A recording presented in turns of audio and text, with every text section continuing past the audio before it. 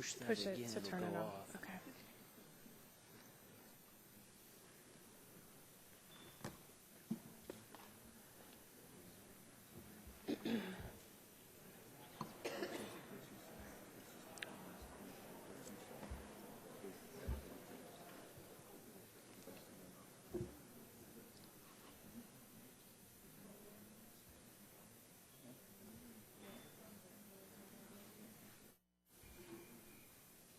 You might have time. I could try one. Okay.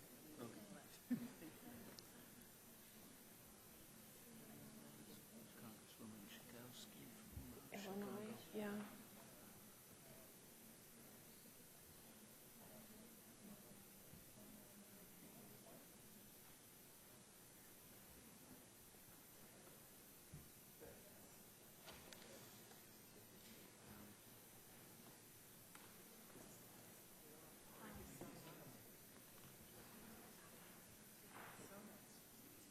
Hi, Catherine Howard. Thank you.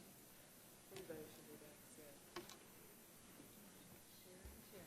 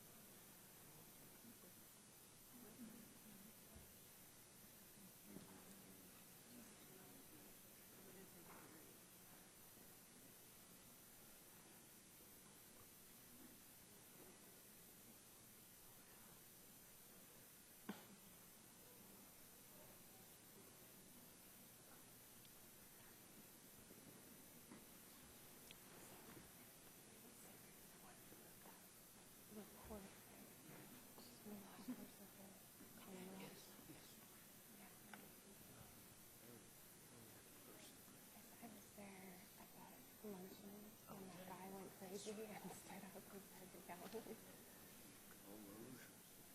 died? Maybe Maria, right? They're still at the subway stop. Really? You come out of the subway stop and there's pictures of Obama and Hitler. Right.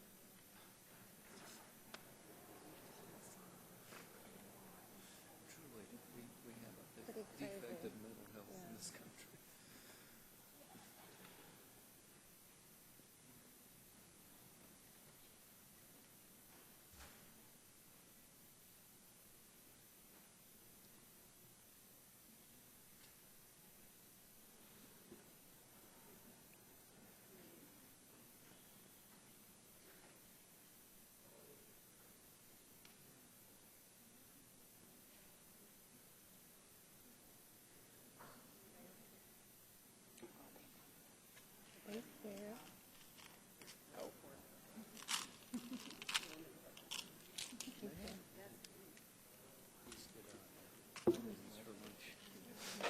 love TikTok. I know for 30 years.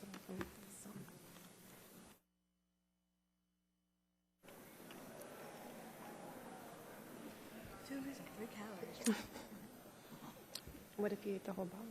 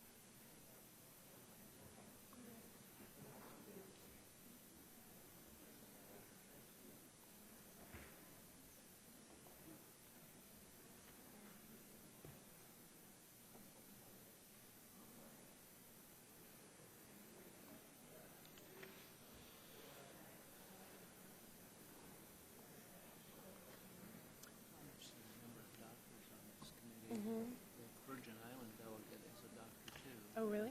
So there's 3 out of...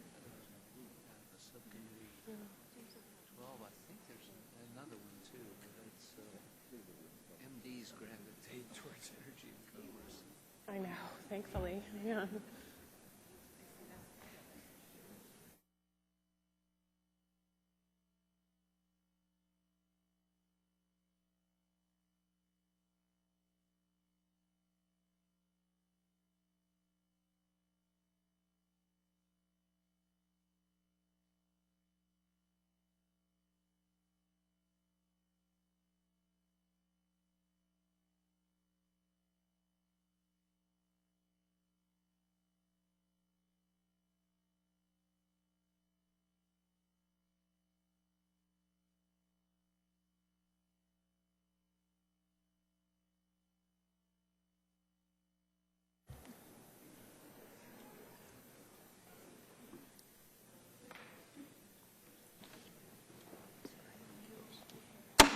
Committee will come to order.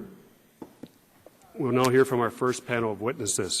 Our first panel of witnesses, we have Ms. Catherine Howard, who's a policyholder from San Francisco, California. Welcome. Thank you. Mr. David Now, who's policyholder from Garland, Texas, and his daughter Tatum has joined him at the table. Thank you for being here. And Mr. Nathan Wilkes, who's a policyholder from Englewood, Colorado. Thanks for being here. It's the policy of this subcommittee to take all testimony under oath. Please be advised that you have the right under the rules of the House be advised by counsel. Do you wish to be represented by counsel? No. Everyone's shaking their heads no, so I'll take it as no. Therefore, I'm going to ask you to rise and raise your right hand to take the oath.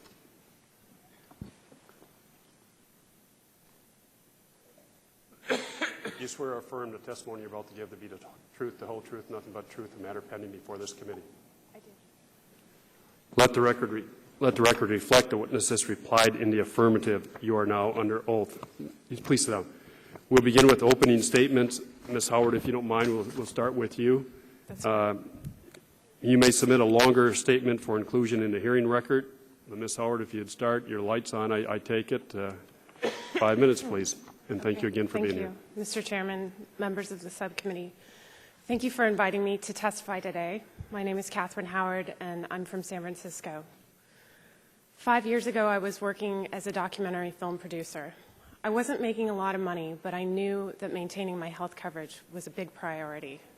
My employer didn't offer coverage, so I went out and I bought myself a private plan.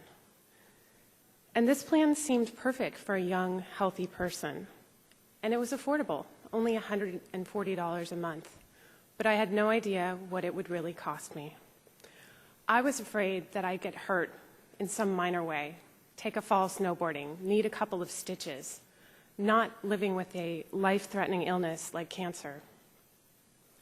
After my breast cancer diagnosis in August of 2004, I thought I was covered. I thought, I'm so glad I have insurance. But boy, was I wrong. I discovered that the health plan that I was paying for didn't cover a large part of the cancer care that I needed, and I was on the hook for tens of thousands of dollars in uncovered expenses.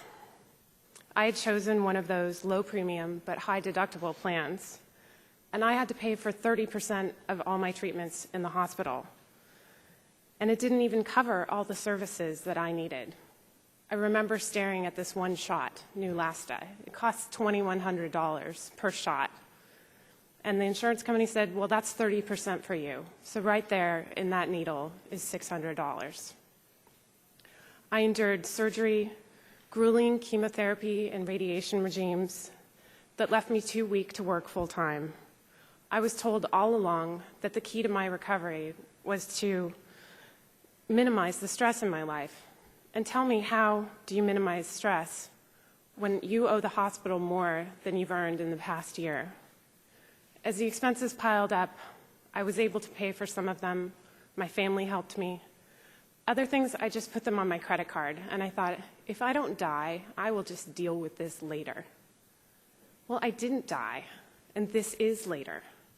So I find myself almost $100,000 in debt between the medical expenses and living expenses for while I was sick and couldn't work.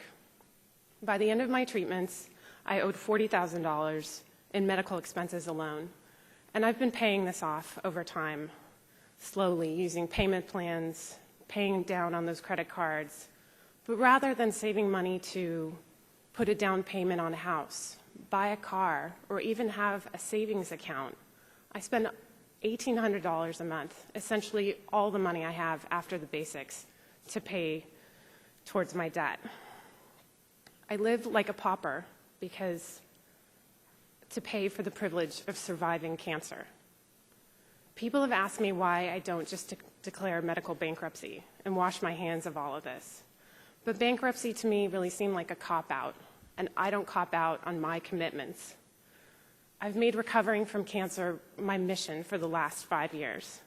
And as I look ahead to the next 5, I would like to see myself out of debt.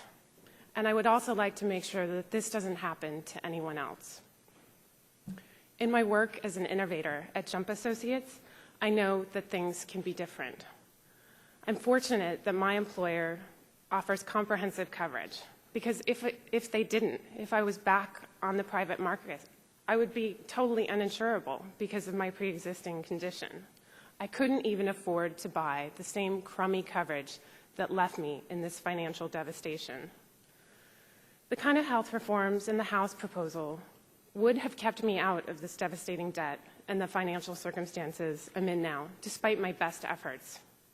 Limiting annual out-of-pocket costs and prohibiting junk policies will save other young people from facing the same circumstances I'm in now. Thank you. Thank you. Mr. Null, if you'd like to pull that mic up and hit the light, we'd like to take your opening statement. Again, a longer one will be submitted for the record, but if you would, please. Okay. Look forward to your testimony. All right, thank you. Good afternoon, Chairman Stupak. We appreciate the invitation here. It's quite an honor, and we thank the entire subcommittee for taking the time to hear our story. Our story actually begins in 1999 when I became self-employed. We had a company. We employed 12 people. We had group insurance, and then 9/11 hit. And like many Americans, that time hit us very difficult. Within about 6 months, we had to drop our company-sponsored insurance, and I had to enter into the world of individual insurance. January 2005, we'd been without insurance for about 3 months. We had a short lapse and a quick trip to the ER for an $800 liquid bandage for my daughter's chin was a costly but excellent reminder of the value of insurance, and so we began looking for a policy. Sherry and I spoke at length to an insurance agent at our dining room table. I explained I don't mind paying for the the hospital or the doctor's visits. It's the big catastrophic hospital visits that we need. I told him, quote unquote, I need coverage for the big oh no. And he looked at me in the eye and told me that I'm a very savvy shopper and that this was the policy for us. By the time he said that we factor in our negotiated rates and what the policy pays out, you'll hardly have to pay anything, the way he explained it. We felt like we were getting what we asked for, and we were relieved to be protected again. 3 months later, Tatum was 7. It was the first night of our family vacation, and Tatum's touch's stomach flu seemed to worsen, so we headed home. Hours later, she slipped into a coma. Before the sun set the next day, we were told she would require a liver transplant within days to save her life if they could keep her alive that long. While Tatum was clinging to life in the ICU, the transplant department administrator came to me and he said, we need to talk about insurance. And he walked me to a council room. As we walked, I thought to myself, I wonder what he wants to talk about. Aren't I glad that we picked up this policy when we did? We reached the council room, and he proceeded to explain that my insurance had capped out at $25,000. That was basically the night before. From that point forward, Tatum no longer had any sort of insurance, and it was hospital policy to collect a $200,000 deposit for them to proceed with the liver transplant. I honestly couldn't believe this was happening. Could this be true? Surely it's a mistake, because this is the big oh no that I was buying protection from. Suddenly, not only were we facing the possible death of our child, but now the financial death of our family. How could this be happening to us? We have insurance for this. A donor was located, and Tatum received her transplant with probably less than 48 hours to live. Once she stabilized, the hospital helped me apply for Medicaid, and we were narrowly approved. The coverage was retroactive, and they covered the entire transplant, well over $500,000. Our so-called hospitalization policy covered less than 1/10 of that cost. Even with insurance, we were left with a balance we could never bear to pay back. Tatum and our finances both had near-death experiences, and although we didn't know at the time what going on Medicaid was going to mean to our family, we were grateful for it. But our daughter had been on life support for a week, and now our finances were going to be going on life support for the next 2 years. Post-transplant is very medically expensive. We never knew what each day would bring, but we knew we couldn't afford even one day without insurance. We began to look for insurance that would help cover post-transplant expenses so we could get off of Medicaid. Then I was told by insurance agents to not waste the time, paper, or ink filling out the applications with Tatum's name on it, because they would refuse to even accept it. We now had nowhere to turn, and we were somehow now stuck on Medicaid. It was simply that the insurance industry would not make a policy available to us in the individual market. So in order to keep receiving health care for Tatum, we had to voluntarily drop our income to near poverty to satisfy the Medicaid requirements. The allowed monthly income on Medicaid was a shocking $1,613 for a family of 4. This barely allowed us to cover our mortgage, most utilities, and some of our food bills. This meant that I'd frequently have to pass on work, and it was even suggested that maybe Sherry and I should get a divorce for financial reasons. These were tough times when we found ourselves in the red every month. Interestingly, though, with Medicaid, we never incurred any cost for health care. We actually owe nothing due to medical debt at this time. The cost of staying on Medicaid is on the backside, trying to survive on $20,000 a year. We took tremendous debt on, eliminated our savings in retirement, and put our growth on hold trying to survive while she got the health care that she needed. After 2 years, she began to reclaim her new life. There were now more good days and bad days, and so her mother returned to teaching, group health coverage, and an entirely different insurance experience. I found it interesting when we transitioned to group coverage, Tatum was accepted without open arms and without question.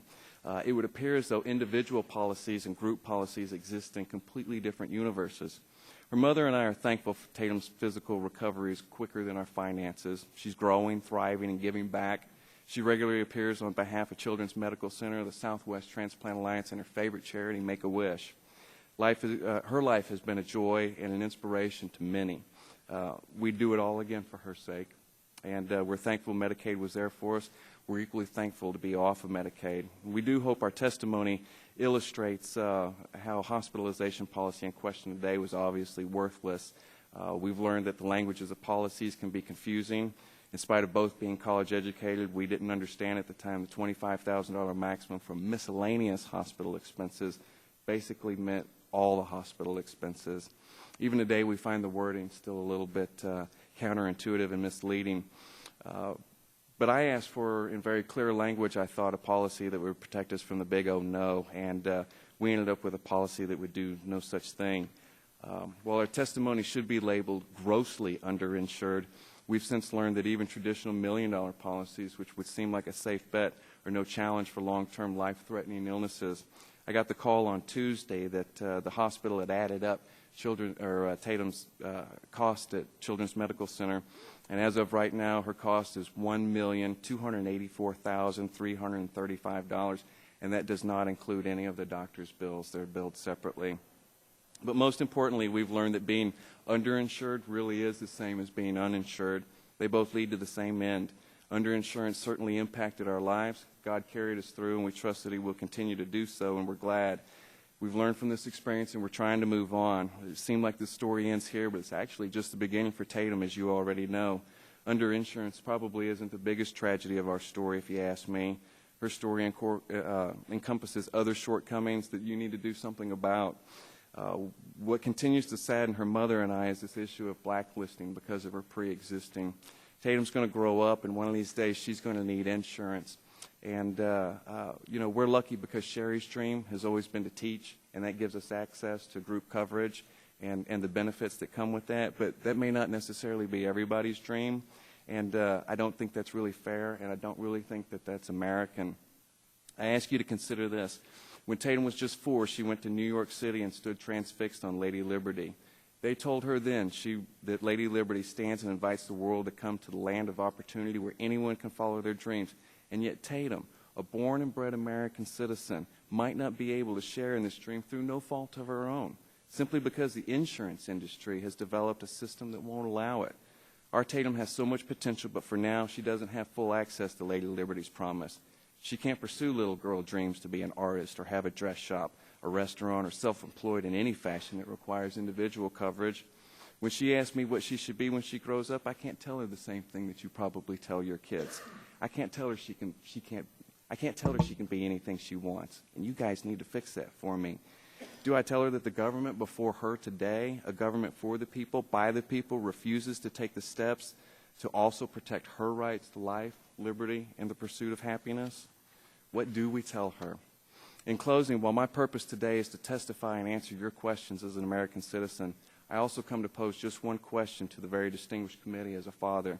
Which of you will commit yourself today to be able to look Tatum in the eyes and tell her that you will be helping lead the way, and you will see to it that when she grows up, she'll have affordable access to adequate health care, regardless of her occupation, and that today she too can start pursuing all of her American dreams? We sincerely pray that God bless you and guide you, and God bless America. Thank you, and please be an organ donor. Thank you. Mr. Wilkes, your testimony, please. Mr. Chairman and members of the subcommittee, my name is Nathan Wilkes. Thank you for the opportunity to talk to you today about the difficulty my family has had in maintaining health insurance due to high cost of the treatment for my son Thomas, the treatment he needs to live a healthy and productive life. Although we've always been insured, always insured by group coverage, our family has come up against the issue of lifetime caps not once but twice before he was 4 years old. Now, I've been able to maintain insurance coverage, but it's been a constant struggle and a worry for me. I'm going to tell you a little bit about what we've had to deal with and how I've dealt with it. And I ask your help in immediately eliminating the practice of lifetime caps as part of the health reform legislation. My son Thomas was born in 2003 and diagnosed with severe hemophilia A genetic blood clotting disorder, treatment for which means he has to get replacement clotting factor on a regular basis. It's easily manageable if he can get it, but it's very costly and very expensive to treat. If he does have a bleed, it has to be treated quickly, or else irreversible damage or death could occur. Bleeding into the joints, bleeding into the head or brain or abdomen could cause significant long-term damage. On the day Thomas was diagnosed, a local hematologist came to us to help us with what we were facing. Her first question was, do you have good insurance? I said, absolutely. I worked for a company who made it a mission that we had the best gold-plated Cadillac, whatever you want to call it, plan we had, and they struggled to maintain that. 2004, we had to start treating him. The cost of the treatment that year was roughly $500,000. The result of that was that in 2005, the insurance company forced us to accept a high deductible plan where we had been on a PPO that had covered everything before. They had shopped around to all the other insurance companies, all of whom refused to cover my company that I worked for previously because of the high cost of claims. In 2005 and 2006, claims rose to about $750,000 a year. These were treatments that were necessary for my son's well-being, and today he's a very healthy and productive 6-year-old. But one of the things they tacked on was a $1 million lifetime cap. When they did so, my wife cried for days. I worked with my HR director and the broker that they worked with to try to get around it, get an exclusion, get rid of it, do whatever it meant. But it couldn't be undone.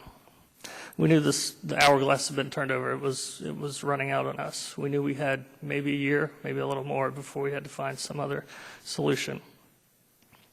We discovered that we had choices. We had 6 choices, and I've documented them here in the testimony. And as I go through them, I think you'll understand that we really didn't have any choices at all. I could have quit my job and gone to work for a larger company, somebody with a larger pool where I could hide in the shadows, or hopefully lurk and not let them know that my son has a serious illness, or face possible termination. I could go to work for the government, but frankly, it doesn't pay enough. I had my wife go to work. She had already made a decision to stay home to take care of our son who had a chronic illness. That would mean putting kids into daycare, and we just couldn't afford that either. And that was just shifting the problem to another company. We tried to turn to Medicaid.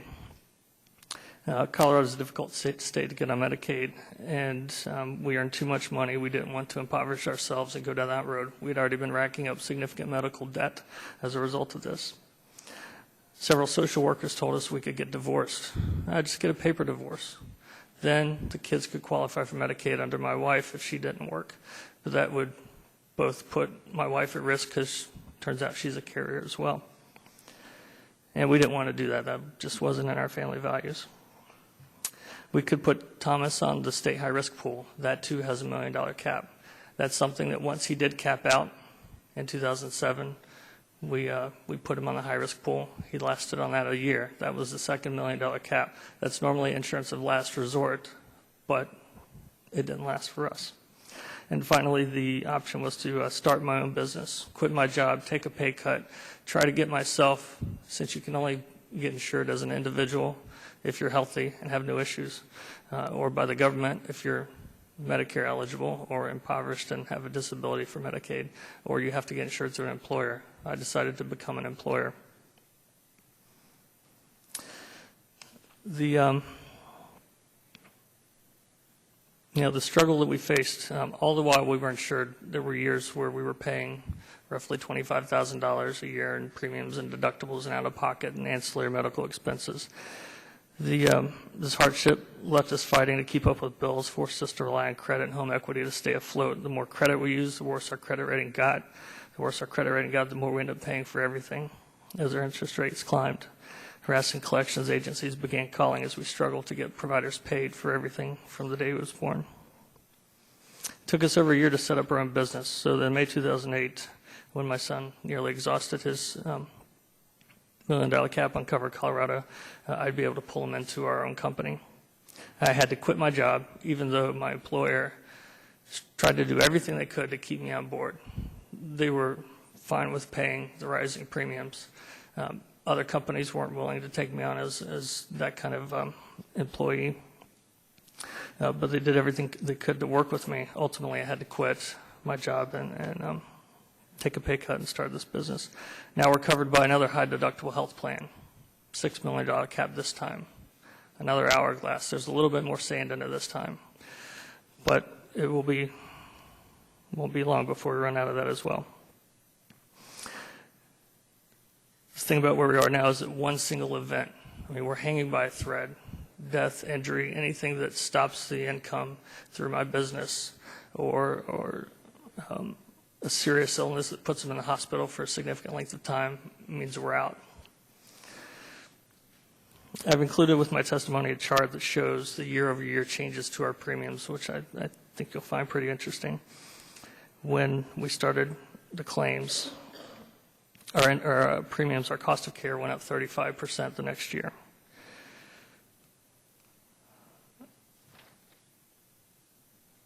The other point I want to make very quickly is that the impact of the high cost of his care was not just felt by my family, but everyone I worked with. There were only 150 employees with the firm at the time, but moving to the high deductible plan meant that everybody was now paying for medical care out of their own pocket. Just a couple of quick examples. I had a coworker who got his leg cut, didn't have the money to go to the ER to cover it, so I had a friend stitch up his leg on a kitchen table. Minor case. Another case, a young coworker, his wife was pregnant, had to have a C-section, and because of the deductible at the time, they were faced with putting over $9,000 on their credit cards just to deliver their baby.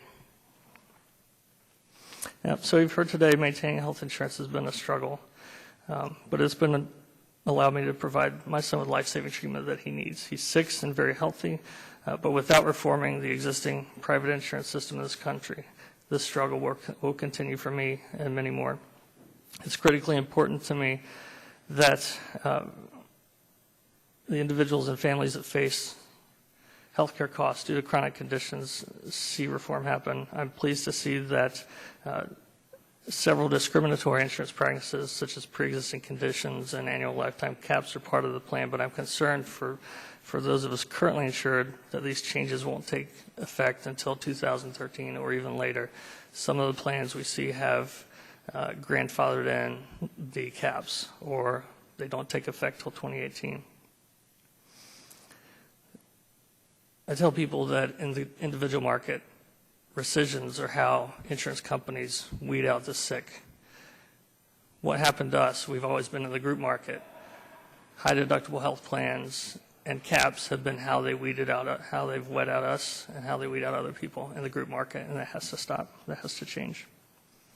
Our country needs health insurance reform. My family needs health insurance reform. And my family is thankful for the congressional efforts to eliminate lifetime caps on benefits and health reform. Thank you.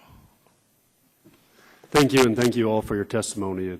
As many members have said in our opening statements, you really help us put a face on what's going on in America with health care. Those of folks who are unfortunate enough to have medical problems we do not anticipate, and even when we have insurance, we cannot afford it. Deviate from the norm, I'm going to ask the chairman, Mr. Waxman, if he'd like to go first. I know you have some meetings, and if you'd like to begin questioning, we'll have questioning for 5 minutes. Mr. Chairman. Thank you very much, Mr. Chairman. I appreciate your courtesy to me. I want to say to all of you, what happened to you is wrong. It's wrong in this country that people should be forced into bankruptcy, that Tatum should face a future where she may not get insurance under the way things operate now, that bankruptcy becomes the only way to wash your hands from these debts, and you all had insurance. Well, Tatum, I want to assure you that if we enact the legislation that President Obama is supporting, your future will be very bright. It's not going to be hindered by your inability to get insurance, yours or anybody else's in this country. Insurance should be that we spread the costs over a broad population, and then those who need the care will have it available to them. But the insurance companies look at it differently. They want to avoid having to pay money. So they don't want to cover people who might be a risk. They exclude you if you have a pre-existing condition. They put lifetime caps. They have annual limits on the out-of-pocket costs, annual limits on the costs that they'll pay. There are so many things they do to avoid living up to what you expected you bought when you paid for your insurance coverage. Now, Ms. Howard, you thought you were buying insurance coverage that would protect you. You knew it was going to require that you'd have to pay a lot of money up front, but then after that, if it was a huge amount, you'd be covered. Isn't that what your thinking was? That's what I thought. Yeah. But that was wrong. Well, your policy said that if your costs exceeded $5,000, then the insurance company would pay for all of it. Isn't that right? They did say that. And so what happened with you is you spent far more than $5,000 because under your Anthem policy, every time you got a treatment, they didn't count that toward your out-of-pocket limits for the $5,000. They disqualified costs of out-of-network treatments and the portion you paid for prescription drugs. Isn't that the situation? Yeah, and that amounted to roughly $10,000 per year for each of those years. $10,000 each year for each of those years while I was under active treatment. And so even though you exceeded the $5,000, they didn't step up to pay the rest. They just said what you paid doesn't count toward the $5,000. So it kept on, it's almost like a goal that they kept on moving away further and further from you. When you try to stay within network, because they said you have to stay within network. If you go out of network, they're not going to count those costs.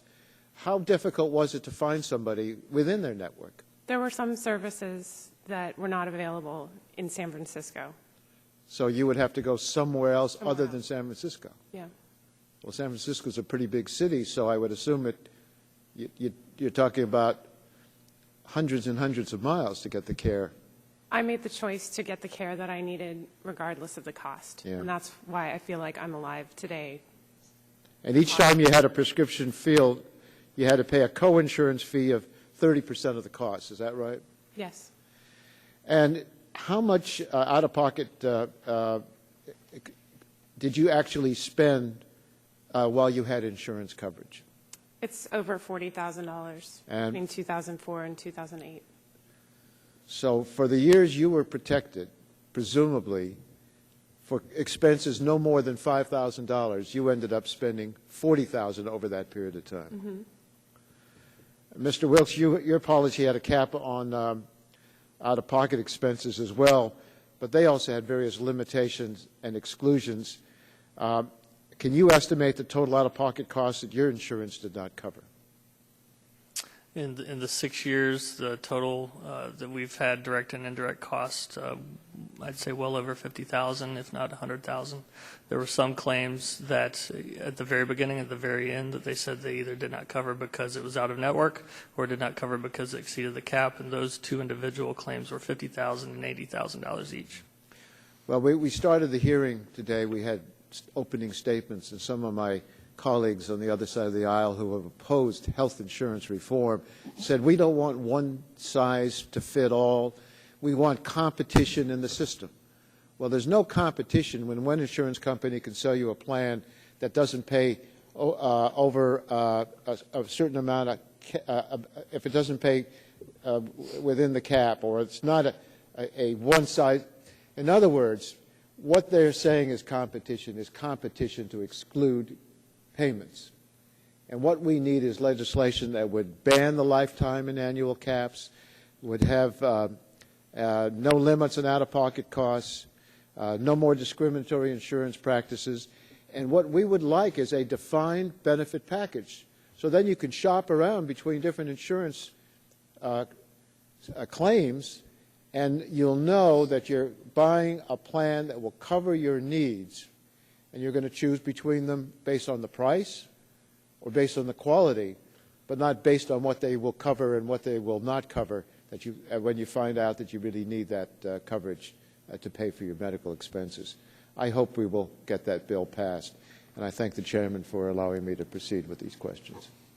Thank you, Mr. Chairman. Mr. Walden for questions, please. Yeah, thank you very much, Mr. Chairman. I just want to make clear that there are many of us on this side of the aisle who have also supported health care reform and insurance reform during my days in the Oregon legislature and here in Congress, and I will continue to. And I support dealing with the pre-existing condition issue, dealing with the caps issue, dealing with the competition issue, and think insurance should be available across state lines. I was on a hospital board for 5 years in a small community, and we looked at the uncompensated care we wrote off every month and dealt with the regulators and dealt with the companies and dealt with everybody involved. I was a small employer like you were. We had 15 employees. We had virtually no option on where to go for insurance, maybe 1-2 companies. And I never could throw the dart high enough on the budget board each year to figure out what my premium increases were going to be. So I'm sympathetic, and you heard my own personal story about as a parent. Ms. Howard, I'm curious, doesn't the state of California regulate the insurance policies like the one that you have or had? You don't still have that? Fortunately, I don't have that policy anymore. Yeah. But would that policy have fallen under the regulatory scheme of the state of California? Well, when I realized that expenses were mounting in a way that I had not foreseen, I called and I said, how is this possible? Right. And they pointed to my signature on the contract and said, you signed up for this. And so what good is the regulatory scheme in the state of California then to make sure that, don't they determine anything to do with the policies? At the time that I was facing all of this, I was so ill that I had no strength to learn all of those things, and it's really only in retrospect that I have attempted to piece together this story. Yeah. Anthem, in fact, refused to hand over my records to me. I understand that they handed them over to the subcommittee, but they wouldn't give you your own records? No, because I don't have that policy any longer. That's amazing. I don't know what they could have to hide. But they gave them to, I assume we subpoenaed them or requested them or? Requested them, we have them. Yeah. And she has access to them. Maybe I can look at them. Yeah, yes, you can. Come on up after. Right after, come on up. We'll give you a complete copy. Yeah, I mean, these are the sorts of reforms that there needs to be a change here. There's no doubt about it. There's no doubt about it. I'm sorry for what you've gone through. And I guess that's one of the things, we hear that, we have to have this regulatory scheme state by state, and yet I hear your story and think, well, that didn't exactly protect you as a consumer. And I'm sure that, I don't know, when we shop for health insurance, trying to read through those policies and figure out what's covered and what's not is a challenge. I leave that up to my wife, and she makes pretty good decisions on that front.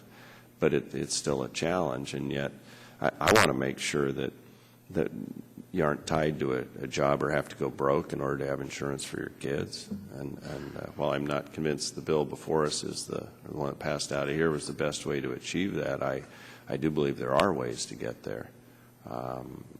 And so I don't have any further questions, and I know we're going to have votes here in another 15 minutes, so I'll yield back my time. Well, thanks, and I got to compliment you because you've helped us get Ms. Howard's records, but the hearing we're having Tuesday on small businesses, that has been adjourned a couple times because even though small businesses have agreed that we can look at their insurance policies, the insurance companies have refused to give us the records because they could say HIPAA requirements. And you and your side have been most helpful, and we're going to have that hearing Tuesday. We finally got some records, but it's a hassle whether you're the patient or the policyholder yourself. They do not want to give up those records. Well, maybe we could have an oversight hearing on HIPAA, too. There are lots of probably not a bad associated with that law. It's probably not bad. Well, let's go take my turn for questions. The stories we've heard here from this panel are heartbreaking, but unfortunately they're not unique. If I can go to slide number 1 there, the Commonwealth Fund Health Survey provides some remarkable data. If you take a look at it right here, this slide's come, as I said, from the Commonwealth Fund report. We'll hear from Ms. Collins next. But I'd like to highlight the column labeled underinsured and row labeled used up all savings, like this panel. According to the report, there were 25.2 million underinsured Americans in 2007. This table shows 46% of the underinsured burned through their savings in order to pay for medical bills. That's 11.6 million Americans with health insurance who still spent all of their savings on medical expenses. The table also notes, and you can see the arrows there, that 33% of those underinsured took on credit card debt as a result of medical bills. That's another 8.3 million people. Relying on credit cards, often with high interest rates to cover medical expenses, just leads to greater financial burden. I guess as the chart shows, I think we're just all, the underinsured are just one step away of being uninsured in financial ruin. Mr. Wilkes, let me ask you this. In your testimony, you stated your family relied on credit card and home equity to stay afloat. Is that correct? That is correct. Roughly how much medical debt did you finance through credit, whether it's your home or credit cards? It was spread over several years. I'm not even sure. I even had to cash in a life insurance policy, spend down our savings, got no savings left. so many bills. I mean, we literally would get stacks and stacks of statements and bills from the hospital, from the insurance company, everybody. So it's impossible to keep track. Just to tell you how impossible it is to keep track, even the insurance company couldn't keep track. Right, you were telling me you requested one time, it's in your testimony, one of those nice charts you made about... December of 2006, when we were near the cap, we said, tell us where we are, give us a line item list of the bills. We got that 22 months later, a year and a half after he had been capped. So what would have happened if you would have gone over that, waiting for this information, see if you're near that $1 million cap, you go over the $1 million cap not knowing, it takes them 22 months after request to give the information, all that would have been out of your pocket then? We had, like I said, we had $80,000 over the cap that we were responsible for. Had we waited another week or two, it would have been well over $250,000. Could I put up the chart by Mr. Wilkes? Because I want you to try to explain this one. You had it to your testimony. I had a little trouble. I'm in July, about 2002 there. Yep. The green line on the bottom, about, what is about, let me look at it. This is just your total annual premium, right? The green line on the bottom is basically employee contributions. Okay. Just the portion, not the premium that the employer paid. The minor portion of the premium that comes out of your paycheck. Okay. The blue one there, which starts at $7,000 in 2002, is that employee and employer contribution? Yes, that's basically the full premium. And then so over 5 years, you went from about $7,000 to over $17,000, the employer contribution. Did you follow that top line? When we were under the high deductible plan, it was basically a $12,000 a year premium with, by the time we left, it was a $10,000 out of pocket on top of that. So you're, it was well over $22,000. And that includes, plus funding the HSA that we had for those of us that could afford it.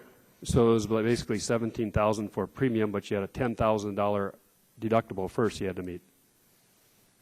Right, with $6,000. There's another chart in there. $6,000 deductible, $10,000 out of pocket with some co-insurance. The numbers get a little funny, but ultimately we had to. It was a lot of money out of our pocket. So even with that coverage, even with the $10,000 deductible, you indicated some of your fellow employees who shared that pain with you, financial pain, had to pay for a C-section for the birth of a child. Sewed up a leg on a kitchen everybody table. else in the company now, I mean, we were the bombs that went off, but they were all casualties all around us. They were all paying this $12,000 premium per family. But every time that they had to go take their kid into the doctor or go to the hospital, then they were paying 100% because they haven't even come close to their deductible yet. Well, I know you mentioned, and Mr. Null also mentioned about one way to get around it is file a divorce, have one spouse get no income, go on Medicaid to pay for these expenses. I'm pleased to see neither one of you chose that route, but I'm sure financially you look at it, it makes you think at least once or twice, fair to say? Yep. Mr. Null, let me ask you this. You had to reduce your annual income, you said, to what, $16,013? That's correct. In order to qualify, or you had to be below $20,000? You have to maintain that below that level. It's $16,014. You can handle it yourself. $16,014. So $16,013 is a magic number. I'm sure you had to divest your assets, get rid of savings account if you had any left by then? Absolutely, yeah. They do a complete asset search, and you have to liquidate all of that. How long did you have to, were you on Medicaid then to pay for Tatum's? We were on Medicaid for about 2 years. Okay. I think you said you had to avoid work or did not take on work because you were afraid to go over that cap? That's correct. What would have happened if you went over a cap? You would just be without the insurance? Yes, they would drop us effective immediately. During this time, did you look for other insurance companies to see if you could get off Medicaid and try to get some coverage for Tatum? Yes, sir, we did, and no insurance companies would write us because of the pre-existing. They quote-unquote said they would not even accept our policy for review or request or accept our application for review, excuse me. So it was only when you went from a private individual plan to a group plan you were able to get insurance? Correct. For Tatum. You indicated Tatum is blacklisted from insurance. Can you explain that a little further?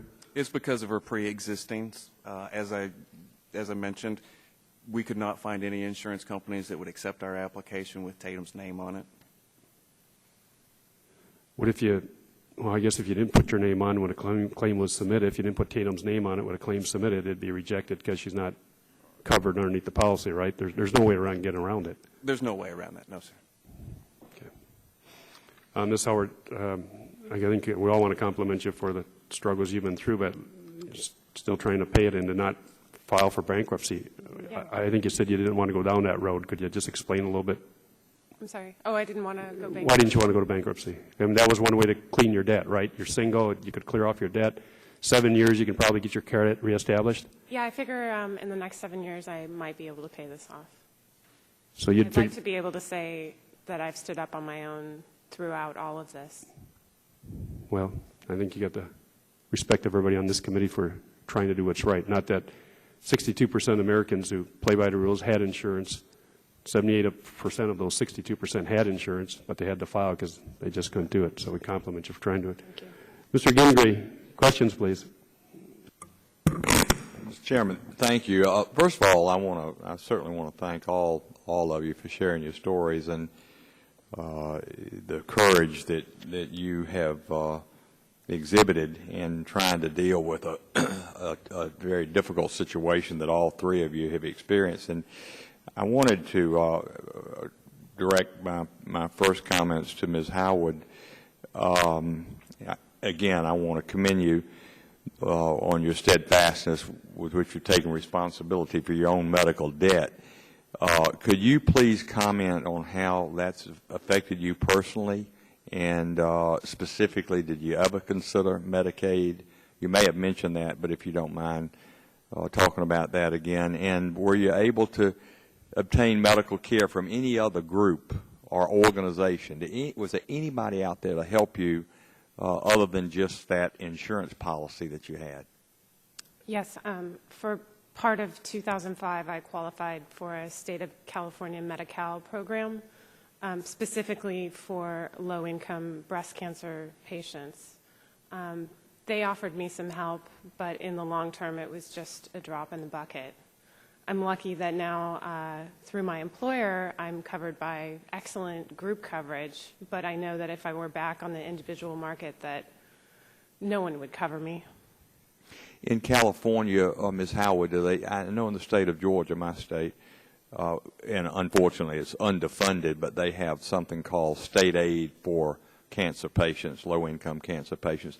Did you indicate that they have something similar to that in California? They do, specifically for breast cancer, and for which I qualified, but the outcome was really minimal. I was grateful for the aid at the time, but it was really insufficient given the extent of my debt. And it was a minimal help, some help, but minimal. How about the providers in the state of California, the physicians? Did you have run into any difficulty in regard to them accepting state aid for cancer reimbursement for their services? You know, it's all somewhat of a blur looking back on 5 years ago, but I fortunately had an excellent oncologist and group that was caring for me that they just said, hey, we'll figure this out together. What we really figured out is that I've owed them a lot of money for a long time, and I'm still paying on it. Yeah. Well, God bless you. Mr. Wilkes, I wanted to ask you, too. The chairman of the committee, Mr. Waxman, commented in his remarks that many on this side of the aisle don't feel that we need to have health insurance reform, and maybe my opening remarks led him to believe that maybe I personally didn't feel that we should have or needed to have health insurance reform or health care reform. But clearly, I personally believe that we need health insurance reform, and I think most members on this side of the aisle believe that, firmly believe it. Your testimony today certainly is well supports the need for reform of the health insurance industry. We just believe we can do that without, we use the expression sometimes, throwing the baby out with the bathwater. But they have, and Mr. Walden mentioned a number of things that we're supportive of in regard to reforming health insurance industry, and some of the egregious things that you've described, like rescission of coverage after the fact and denying the ability for people with pre-existing conditions to get coverage. Maybe they can get it, but if it's 5 times standard rates, then they essentially can't get it. So, Mr. Wilkes, I wanted to ask you in particular, I think you had mentioned that you were under group coverage for a time, and then when you had to get into the individual or small group market because of the pre-existing condition of your son with hemophilia, it was just virtually impossible. And I want to ask you your opinion of a suggestion that I've made in regard to reform to say that anybody that, say a young, healthy person like yourself with a young family, lots of expenses, and, you know, you're working and you really can hardly afford to get on the company's group policy, but you do it anyway.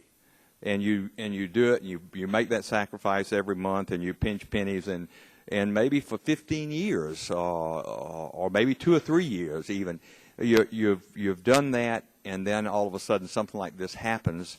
Don't you think that a company, an insurance company, should be obligated, because you've had this credible coverage, if something happens to you after the fact through no fault of your own or one of your family members, that they should continue to cover you and your family at those essentially standard rates for until you are eligible for Medicare, or maybe even for the rest of your life, because you have bought into that system, and they've made a nice profit probably on covering you until you finally did have those claims.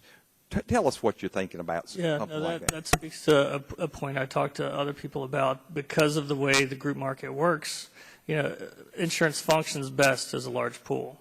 And the way we've divided, you know, the employers are all these little tiny pools. So depending on the size of your company, if one person gets sick, it could be very damaging to the company. That's what happened to my previous employer. We had the high cost, they paid the price. And, you know, so what you're talking about then speaks to community rating. We were blessed in Colorado in 2008, the state enacted a law creating modified community rating. We're one of a handful of states that does that for the small group market now. That's the only reason that I can afford small group coverage today, is because we have modified community rating in the state of Colorado. And I just want to speak very briefly to something Mr. Walden said about selling insurance across state lines. The way I see it, you know, we're talking about underinsurance today. I think that's a very bad idea, because that invites underinsurance.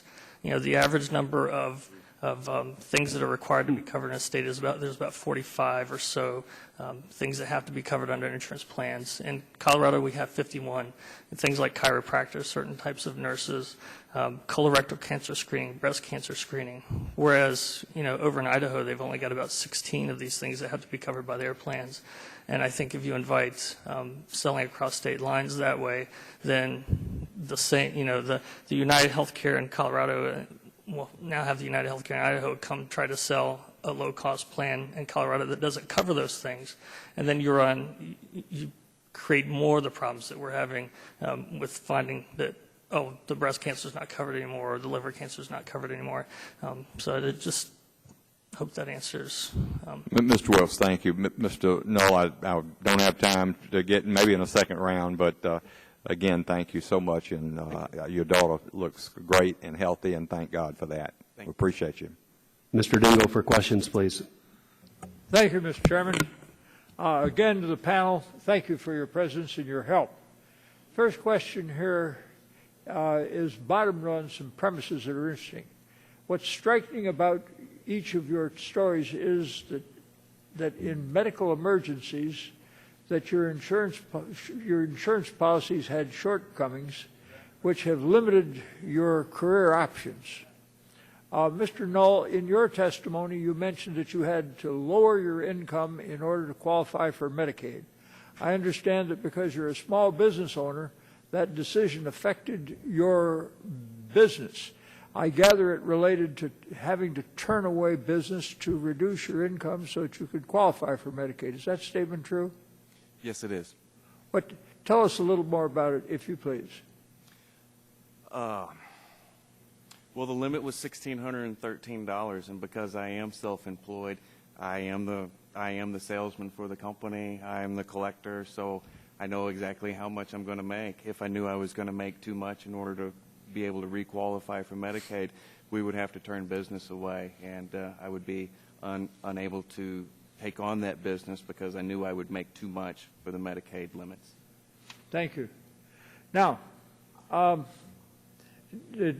Mr. Wilkes, you told us how you had to leave a company that you liked to work for in order to get better coverage for your son. What would you like to tell us about that, please, sir? Well, they didn't want me to go. I was basically employee number 9, the lead engineer of the company that we started in 2000. You know, the company survived the .com bust. You know, the company then was struck facing these rising premiums, and they kept me around for over a year. While we were dealing with this, I literally walked the halls of the company, felt like I had a big giant target on my back. I'm very close to other members of the hemophilia community, and I hear horror stories every time I talk to these people about how they started a great job, they were doing well, they were performing, they were the top salesperson, and as soon as somebody in the company found out that they had a kid with hemophilia with high-cost illnesses, they were terminated or let go, or their job was no longer needed. So I felt, I had that target on my back. I felt like I had that target on my back for over a year. When it came time to leave, I said, I have to go. I don't have insurance unless I do this, and they didn't want me to go. They worked with me. They did everything they could, and I feel blessed that, guardian angel looking over me and my family, that they were able to do that. But I know that's not the case for a lot of companies and a lot of people across this country.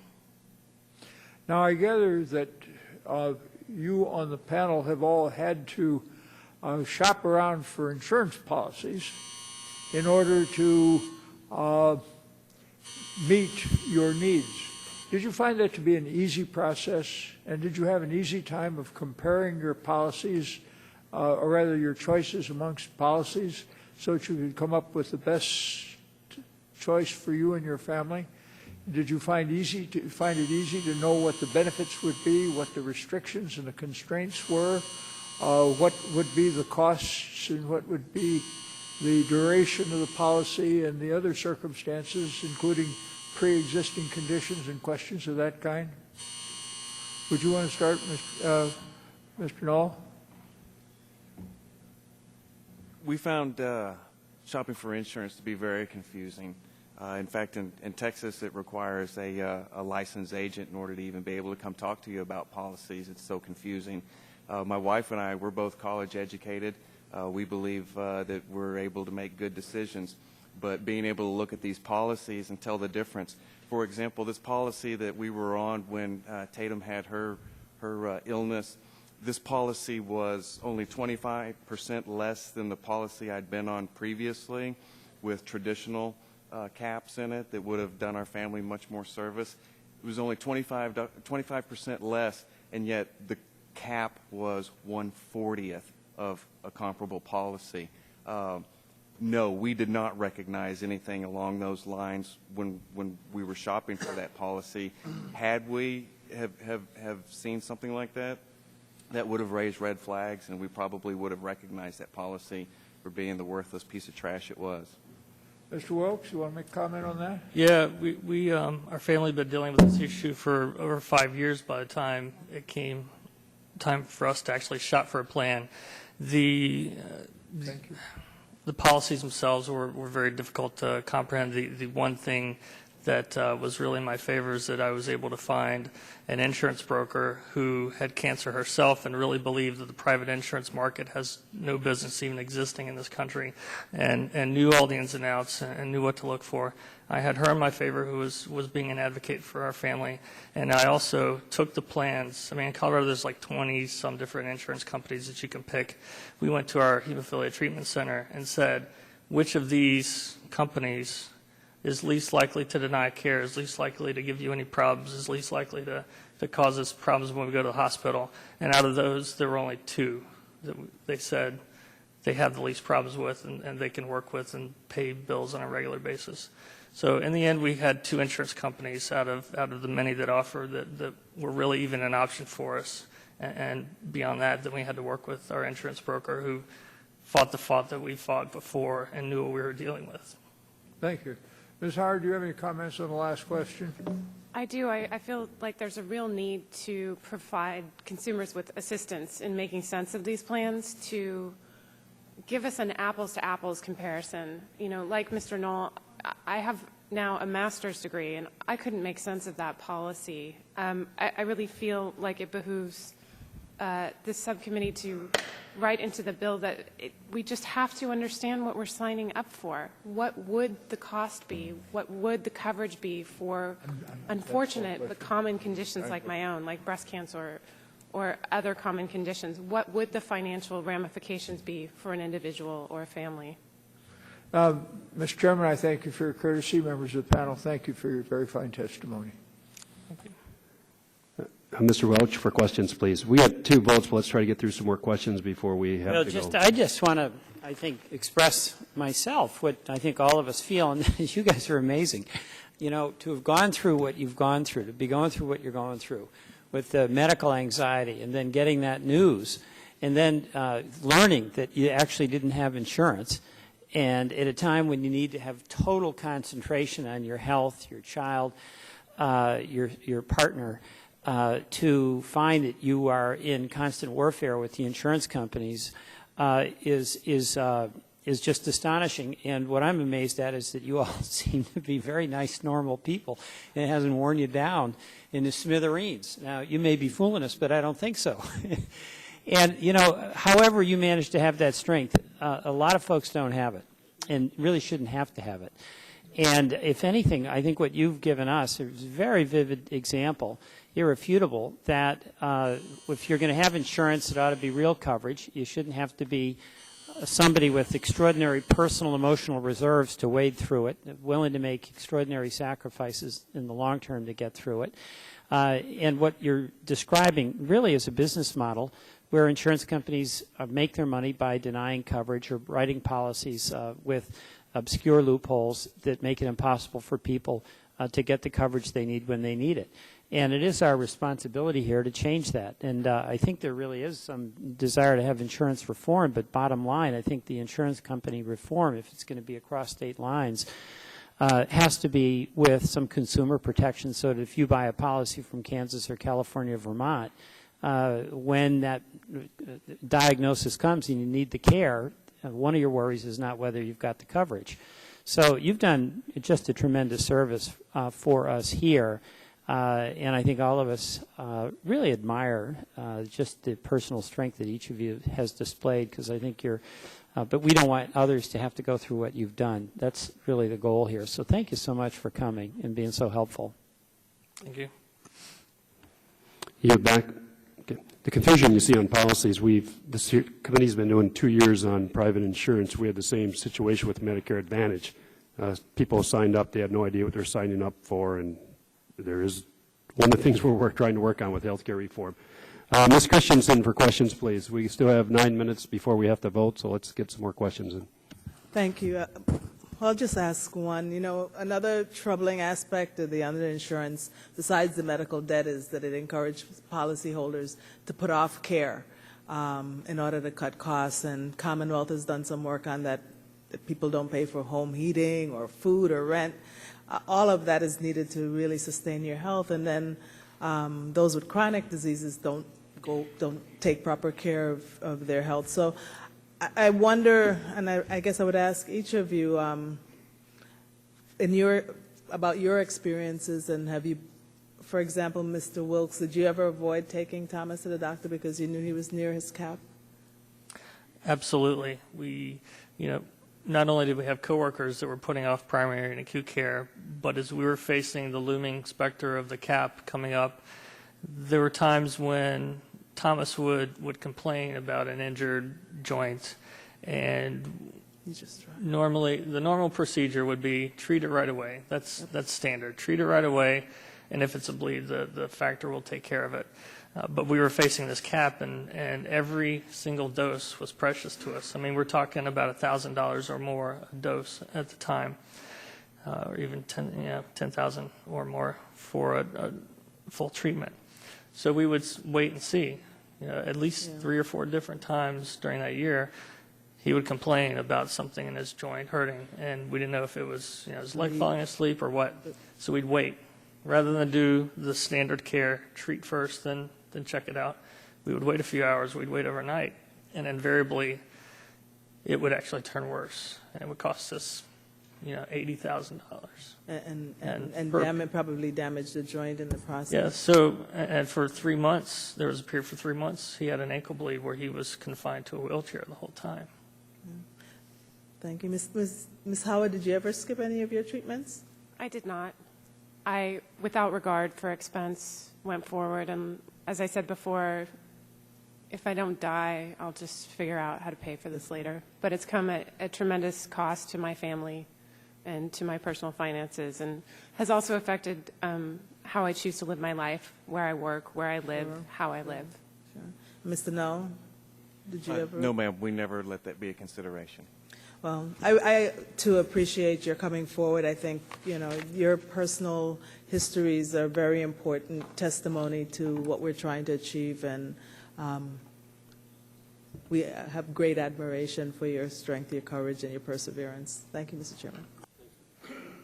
Thanks, Ms. Christensen. Mr. Burgess, for questions, there's 5 minutes before we have to vote, so we'll have to keep it at 5. Okay. I can walk faster than 50 older members, so maybe I'll make it. No, for other members, we'll come back. We're going to come back after. Ms. Howard, let me just ask you, and I probably won't take the full 5 minutes, but I did want to come back and visit with you. We heard Mr. Welch talk about how confusing insurance policies can be, and they can be. No question about that. I don't know if any of you have taken the time to read through the legislation that this committee passed on July 31st. It's pretty confusing as well, and for many people it's been hard to discern will their lives be in fact better or more complicated if this bill passes.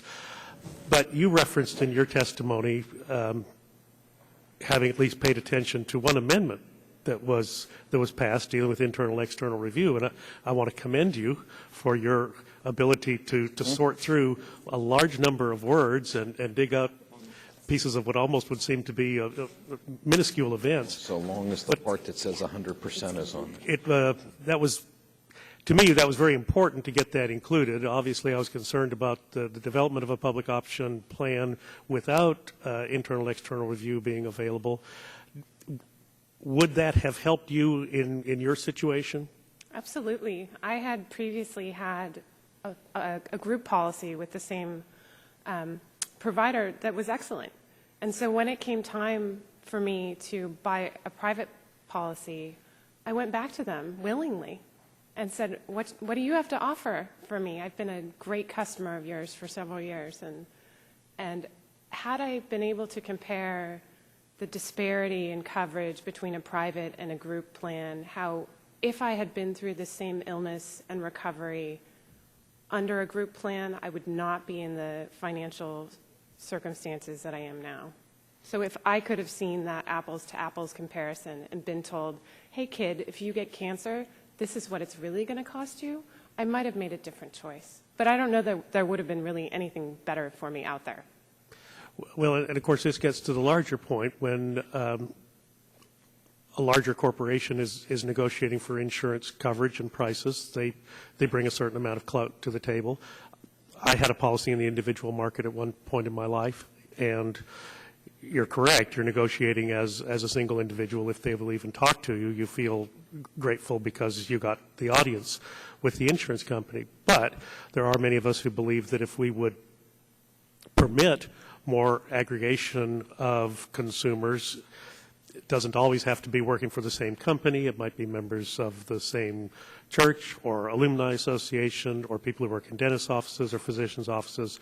I was always stuck with having to provide, not stuck, but faced with having to provide a competitive insurance policy for 50 employees. And yeah, while that's better than finding for just one individual, still you're a pretty restricted purchaser in that. And we don't seem to be sensitive to the fact that if we would allow aggregation of much larger groups with some sort of similarity in their business models, that we would give people more purchasing clout. Now, interestingly, you have chosen to work out a payment schedule, and while it's one that seems aggressive, I was a practicing physician for years and certainly can recall, as long as a patient was making an honest effort to pay off the bill, that was all that our office would do as far as collection. Now, the hospital being owned by a big corporation out of Nashville, Tennessee, we won't mention any names, but their initials were, well, we won't even say their initials because then you know who they were. They were less likely to work with the patient, but as far as the individual physician's office, and oftentimes I could go to bat with hospital administration and say, look, you can put these folks to a collection agency and you'll get 30% of what you otherwise would have gotten if you're willing to wait whatever length of time it is that where they can pay this out. And I just commend you for doing that and for thinking through that. Again, your payment schedule is aggressive. I never had a patient who paid me that promptly, but I don't think people are aware that this is available to them. We hear, and I got to tell you, Mr. Chairman, I practiced for 25 years, and I can remember probably getting 2 bankruptcy discharges in my practice. And not that I pushed this person into bankruptcy, but as a creditor, I had to be notified that the debt was discharged, and I could make no further, if I was doing anything to affect collection, that I would have to cease and desist. It just was an infrequent occurrence in the years that I was practicing. And then I sit here and listen to opening statements on this committee, and it seems like it's rampant. One last final thought, Mr. Null. Did you talk to the Texas Department of Insurance, the Commissioner, State Commissioner of Insurance, about the problems you had? It's just rudeness. No, I did not. Okay, I got to cut you off. You're over time, and Mr. Doyle wants to get a question or two in before we have to go. Time has expired on the vote for Ms. Schakowsky and us, but Mr. Doyle, go ahead. Thanks, and I'll try to be quick, Mr. Chairman. First of all, to the witnesses, thank you so much.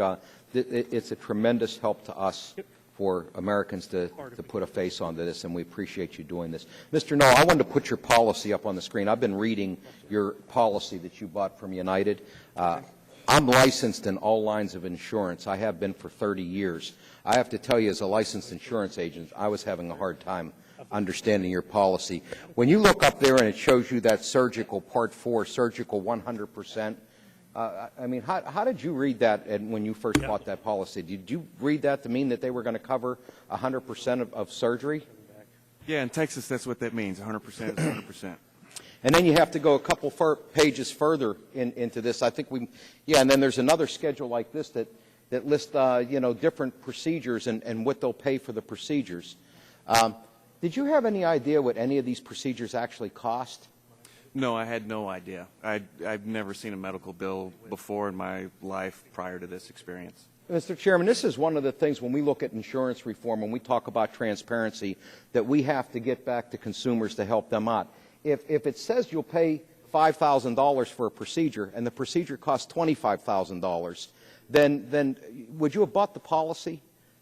Well, no, that wouldn't seem like 100% to me. I mean, that wouldn't exactly. So, right. and this is the problem. People buy insurance policies all the time that have these schedules. Your daughter's surgery wasn't even on this schedule. Is that correct? It's not on there. I can't find it. There'd be no way for you to. You just assumed it said 100% of surgery, and so it was going to pay. Unless listed otherwise, yeah. Mm-hmm. Yeah.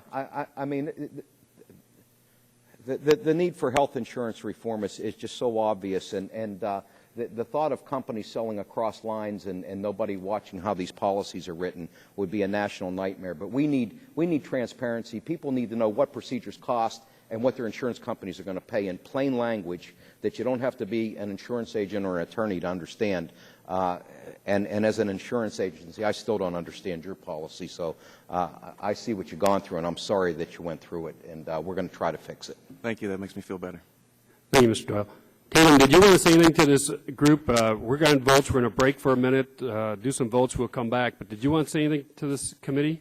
I just want to say that knowing what's going on right now, I do want to be able to live my American dream. And right now, I'm not able to. So hopefully you can fix that. I hope we can, too, for everybody. Ms. Schakowsky, you want to say something quick before we leave? Yes, if I could just thank them so much. I know you've been here for a long time. We have a couple of votes, so I'm gonna waive my questions, but just say that we are emblematic of what could happen to anyone in our country. Everyone is one catastrophic illness away from the kinds of problems. I'd love to know who told you to get a divorce. I'd also just be interested, and I'm sure you spent endless hours of your precious time in the face of illness dealing with this. And we're going to address this issue, and I thank you for your contribution to that. Thanks. Okay, we're going to stand in recess. I urge members to vote and come back. We have one more panel to go. I'm going to excuse this panel. I'm sure we all have more questions. We can follow up in writing, but we know we've kept you all afternoon. We appreciate you being here. Thank you for sharing your story, putting a face on this. We're in recess. I urge members to come back immediately, get the panel number 2.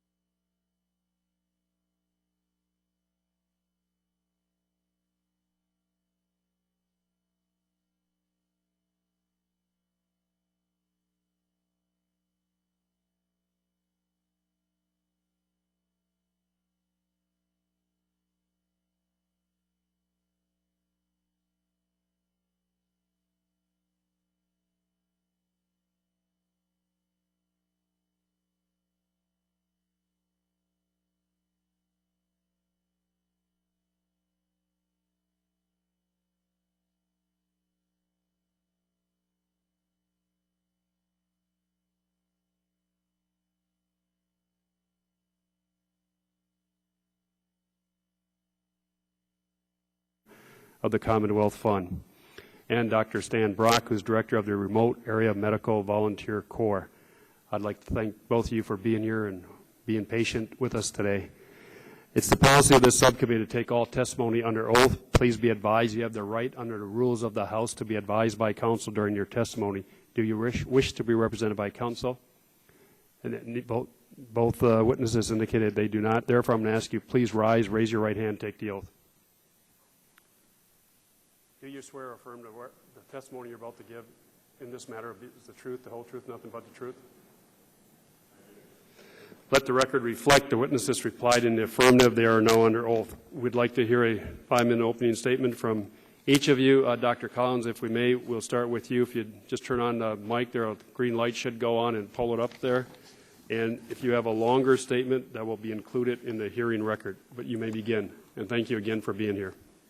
Thank you, Mr. Chairman, for this invitation to testify on the growing number of people who are underinsured. The soaring costs of health care, along with the economic recession and stagnant wages, are leaving many working families without insurance or with medical expenses that consume a very large share of their income.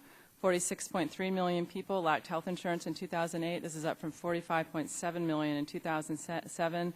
Among people who do have health insurance, the Commonwealth Fund estimates that in 2007, 25 million working-age adults had such high out-of-pocket costs relative to their income that they were effectively underinsured, an increase from 16 million in 2003. As the extraordinary testimonies of the first panel underscore, both these trends have had serious financial and health consequences for U.S. families. This committee and the other key health committees in the House and the Senate are to be commended for pursuing health reform that will help families secure access to affordable and comprehensive health insurance. The combination of rapidly rising health care costs, very slow growth or no growth in real family incomes, and greater cost sharing in health plans are contributing to the growth in underinsured adults. Based on analysis of the Commonwealth Fund's biennial health insurance survey, between 2003 and 2007, the share of underinsured adults climbed from 9% to 14% of the under 65 population. We defined underinsured adults as those who spent 10% or more of their income on out-of-pocket health costs, excluding premiums, spent 5% or more of their income if their incomes were under 200% of poverty, or had deductibles that amounted to 5% or more of their incomes. Adults with low incomes are the most likely to be underinsured. Almost 1/4 of adults with incomes under 200% of poverty were underinsured in 2007. This is up from 19% in 2003. But the problem of cost exposure is moving up the income scale. The share of adults with incomes of 200% of poverty or more who are underinsured nearly tripled over the time period, growing from 4% to 11%. The most rapid growth occurred among adults earning between $40,000 and $60,000. Underinsurance is associated with health plans that cover fewer health benefits. More than 1/4 of underinsured adults reported a deductible of $1,000 or higher, compared to 8% of adults who are not underinsured. 48% reported that their health plan placed limits on the total dollar amount that their plan would pay for health care each year. 19% reported that their health plans limited the number of times per year they could see their physicians. Underinsurance is also associated with reports of health plan problems. 44% of underinsured adults in our survey reported that they had had expensive medical bills for services that were not covered by insurance. 38% of underinsured adults reported that their doctor had charged them a higher price than their insurance plan would pay, and they had to pay the difference. Adults with health plans purchased in the individual insurance market are more likely to be underinsured. 30% of adults who had purchased a plan on the individual market were underinsured, compared to about 17% of adults who are in employer-based health plans. Underinsured adults report not getting needed health care because of cost at rates that are nearly as high as people who are without insurance coverage altogether. 60% of underinsured adults in our survey reported at least one cost-related problem getting care. Underinsured adults also report high rates of medical bill problems. 3 of 5 underinsured adults reported a problem paying medical bills or had accrued medical debt over time. This is more than double the rate of those who had adequate insurance all year. Nearly half of adults who were underinsured reported that they were paying off medical debt over time. Several provisions in the America's Health Choices Act, or H.R. 3200, would reduce the number of people who are underinsured. The bill replaces the individual insurance market with a regulated insurance exchange. The new market regulations would extend to all health plans. Guaranteed issue and community rating would ensure that people could not be denied coverage, charged a higher price, or have a condition excluded from their coverage because of a pre-existing condition. Insurance carriers could not impose annual or lifetime limits on what their plans would pay and would be prohibited from the use of rescissions. The bill would establish a new minimum benefit standard, which would ensure that families do not become bankrupt because of medical costs, encourage the use of timely preventive services, and protect against catastrophic costs. The premium subsidies and Medicaid expansions substantially improve the affordability of health insurance for people with incomes up to 400% of poverty.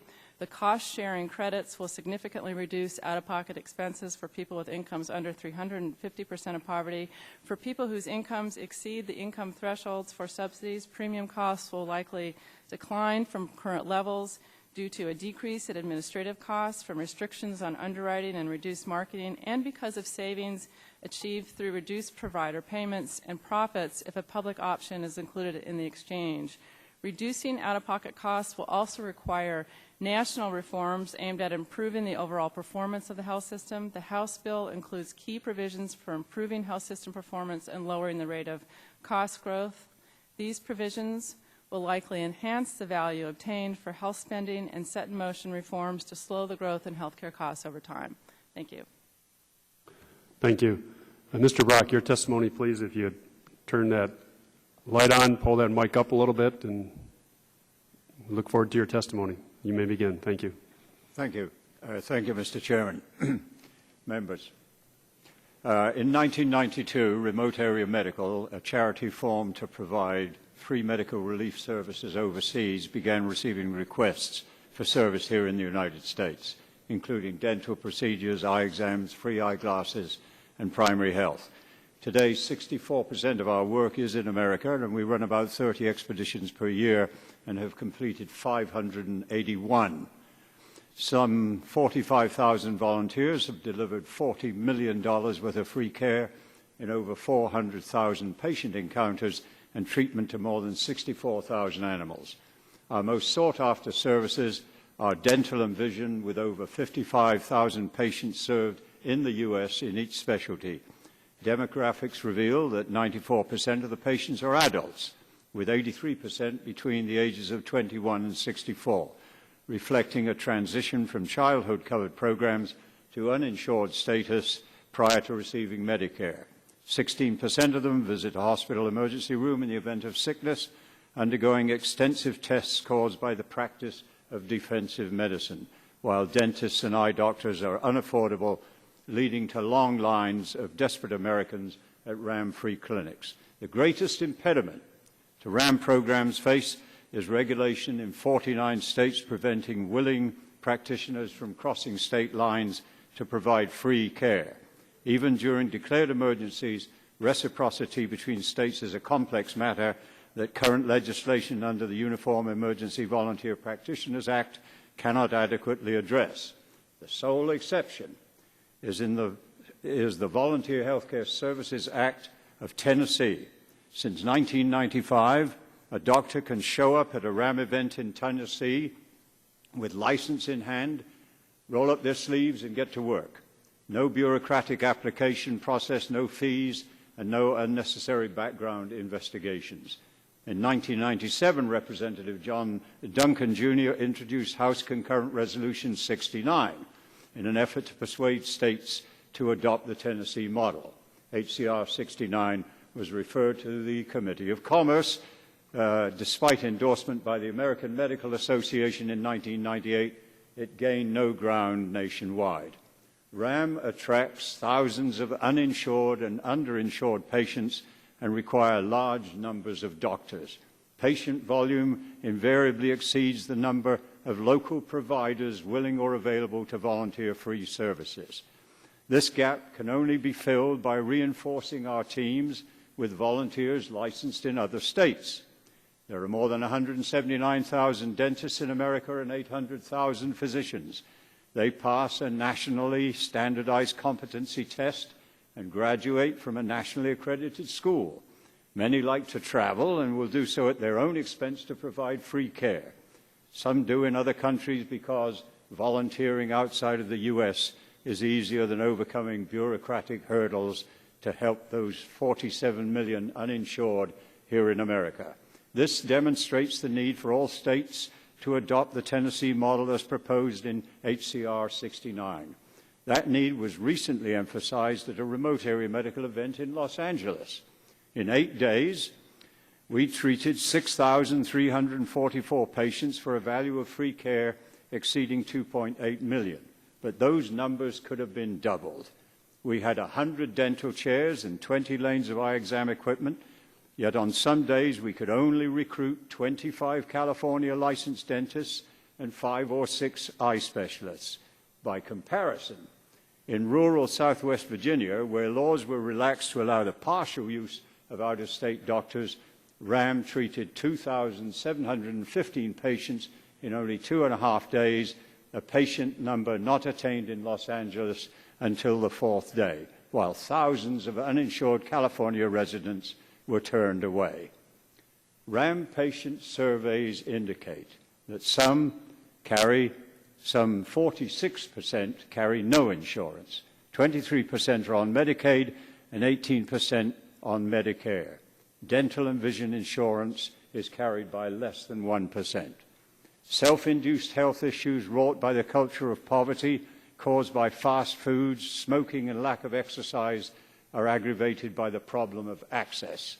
Patients don't have access to the doctor cannot cross state lines to have access to the patients, and the doctor does not have reasonable access to protection from lawsuits. RAM data proves that allowing doctors to cross state lines dramatically increases service to the underserved. If the Tennessee statute was enacted by all 50 states, or possibly at the federal level, for example, under the interstate commerce provisions of the Constitution, volunteers would respond en masse and serve millions of uninsured Americans at no cost to the government and no cost to the taxpayer. Thank you, Mr. Chairman. Thank you, Mr. Brock. We open up for questions now. Ms. Schakowsky, would you like to go first? I know you have a pressing appointment there.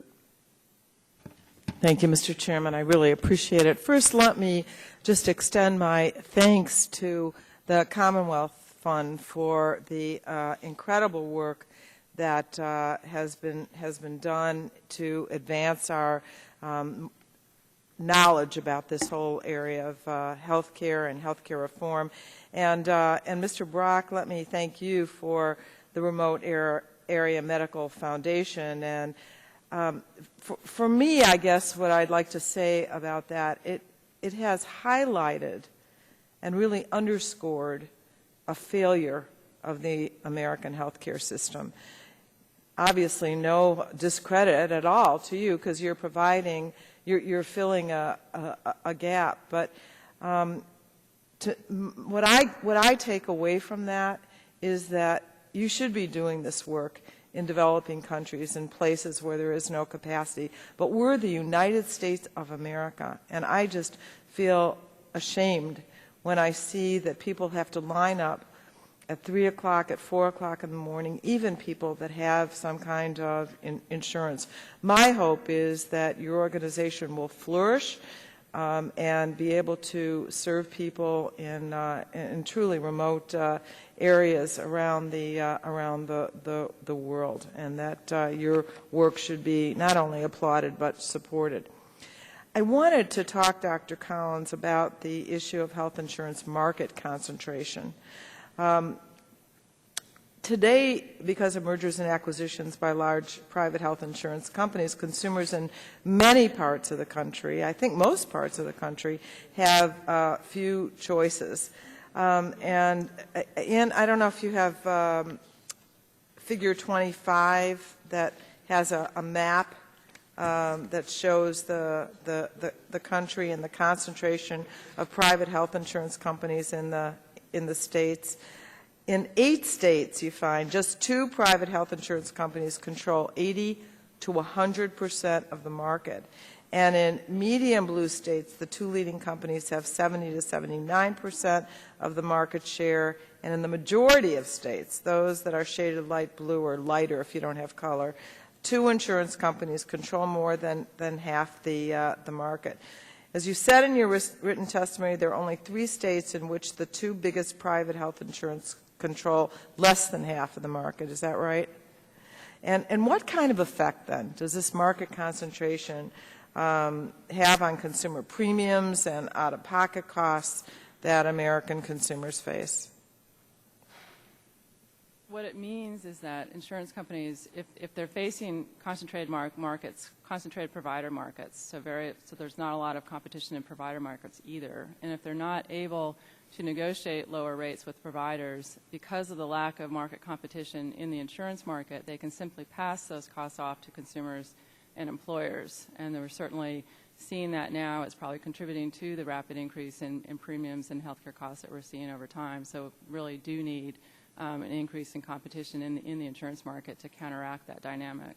And how do you see H.R. 3200 affecting competition in the insurance industry, and what effect would this have then on underinsurance? Well, 3200 includes a public plan option. So it means in these markets there would be a new option for people to choose from if they're buying through the health insurance exchange. It would mean if the public plan was allowed to negotiate or to set provider payment rates, it would break up this dynamic that we're seeing where insurance companies just pass on their higher rates to consumers and employers, inject some new price competition into those markets, likely lowering premium costs for everyone over time and contributing really to lower rates of growth than overall healthcare costs. The other thing it would do is help spread innovation in payment reform, delivery system reform, having this presence of a public option. So really introducing some needed price competition and also innovation on the payment and delivery systems reform side. Why don't more insurance companies try to enter these concentrated markets? What are the barriers then under our current system?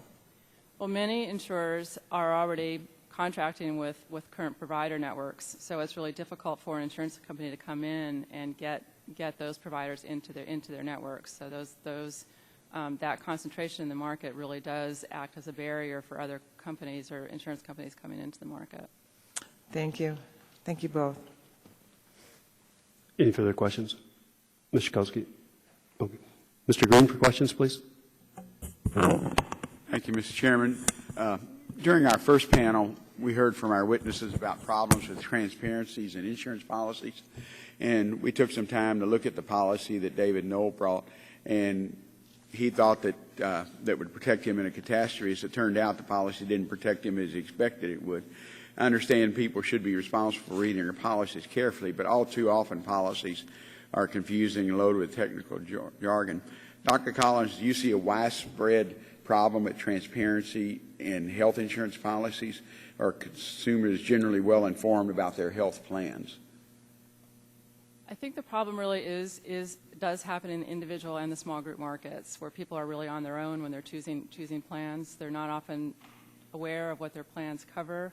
They may think that a lifetime limit of $1 million is a lot until they get really sick, and it really turns out not to be enough. Yeah. So it is a pervasive problem. I think minimum standard benefits and much increased transparency is really needed in both of these markets. The House bill really does do that with the minimum standard benefit packages, and this new transparency, environment of transparency that would be available through the exchange.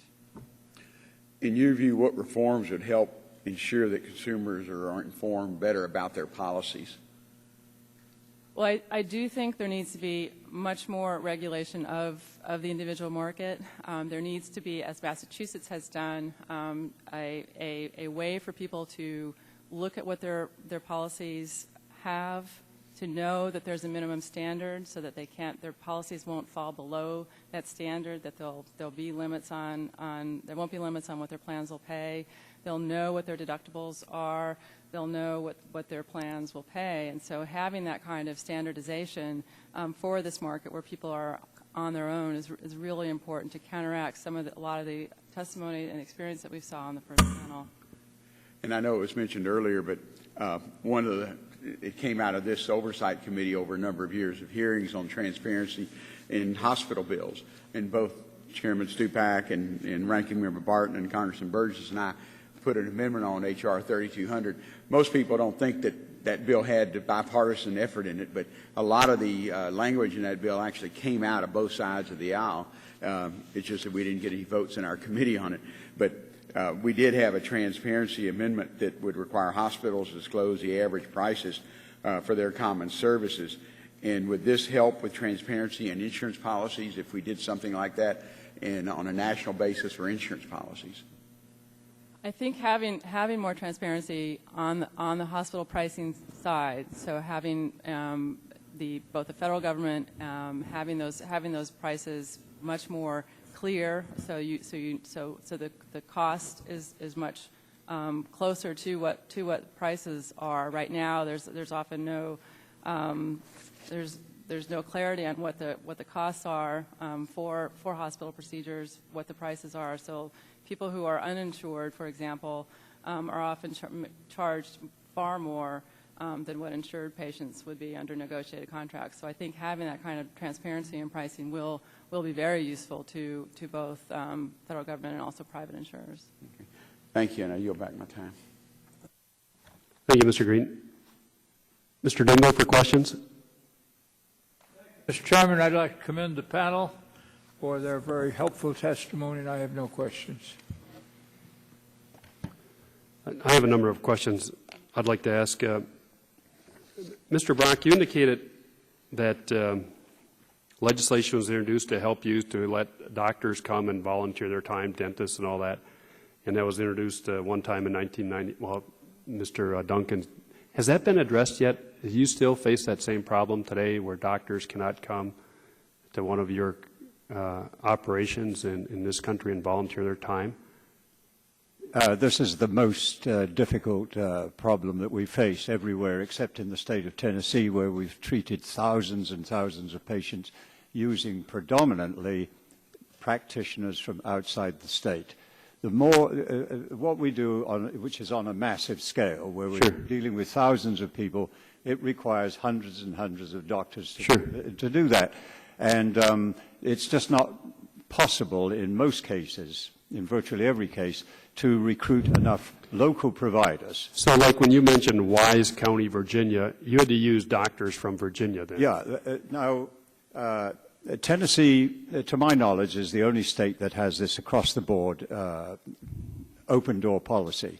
What you have in Virginia is an effort in that direction, which has not reached a point where it's really very, very workable. We can bring in people for no more than 3 days into Virginia, but it was a measure that was opposed by the dentists. So if we want to bring in dentists, we have to have them jump through a certain number of hoops. I see. A case, the most dramatic case in point, really, was just last month, well, August, in Los Angeles. Los Angeles, yeah. Where we treated 6,344 patients, but we had such an inadequate force of California licensed doctors, despite the fact that we petitioned to bring in volunteers from outside the state.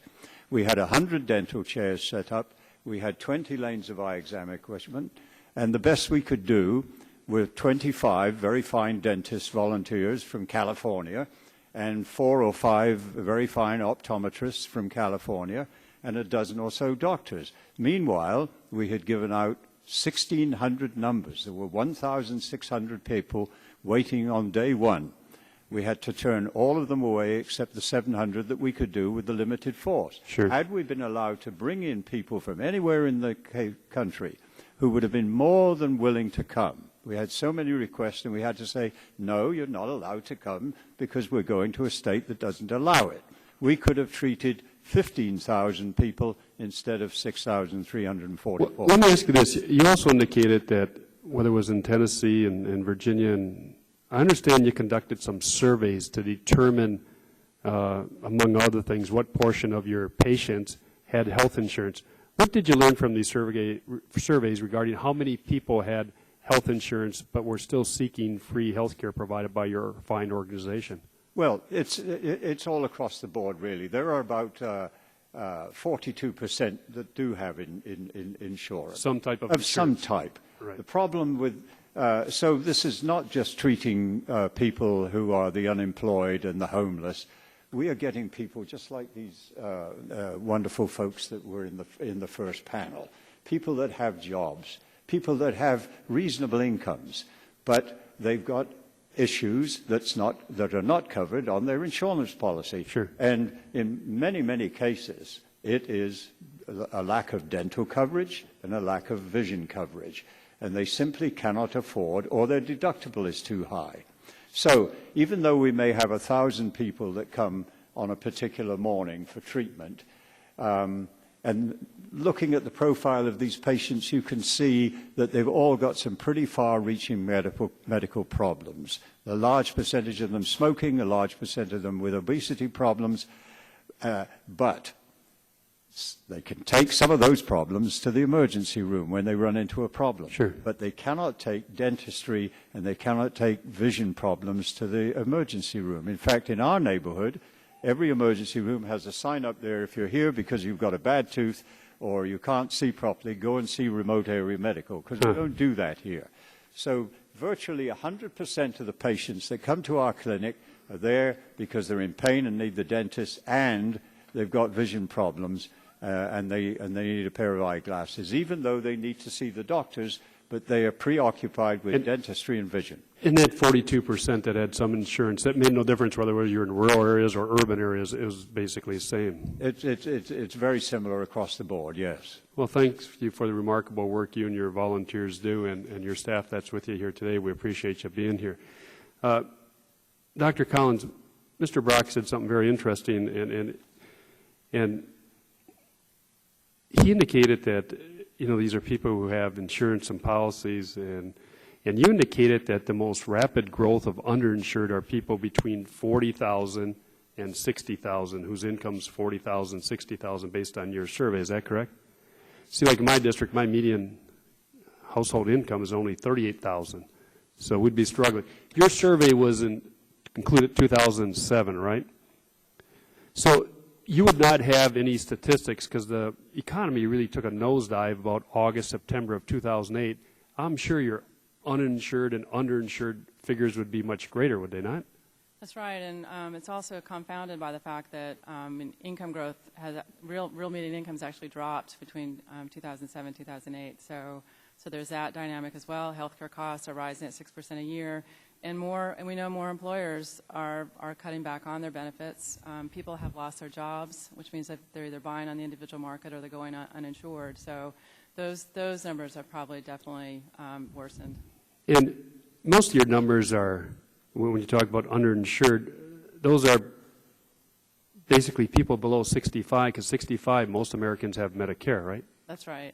And Mr. Brock, I think you said the same thing in your testimony, that the adults you see are 21 to 64 and not 65 or over. Is that basically because of Medicare coverage? Yes, right.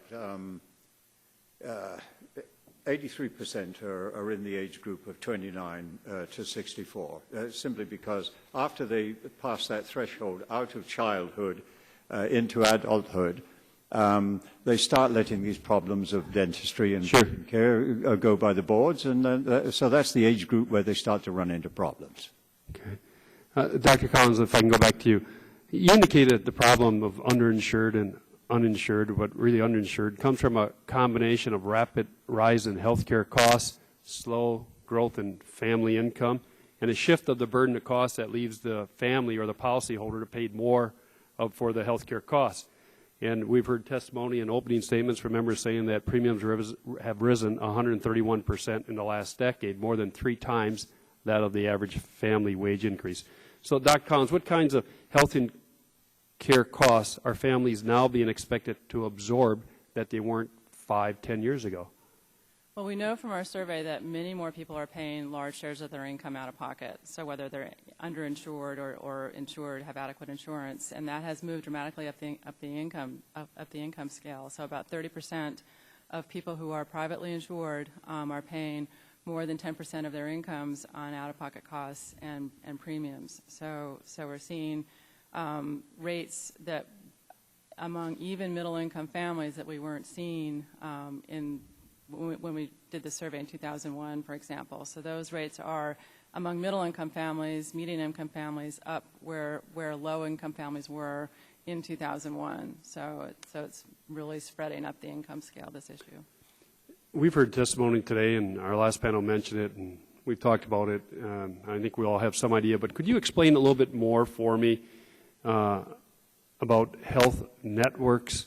I know we had the map up there of the states, and most of them only have like 2 or 3 dominant providers.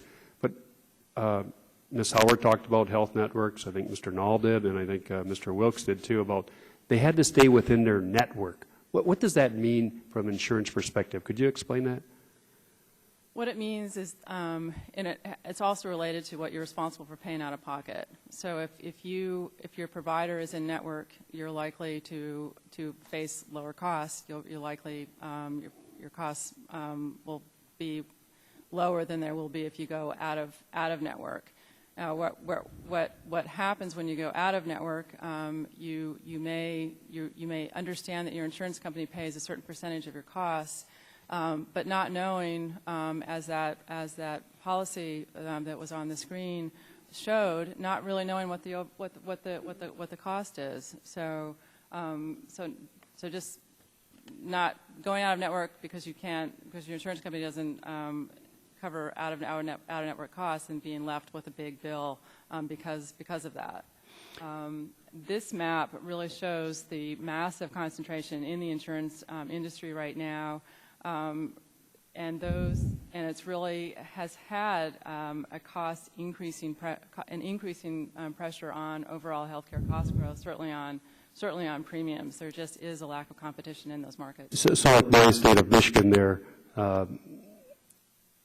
Blue Cross Blue Shield is our biggest carrier. So if I go outside of Blue Cross Blue Shield, then I have higher out-of-pocket, or I may have to pay the whole amount because I'm not in the Blue Cross Blue Shield network?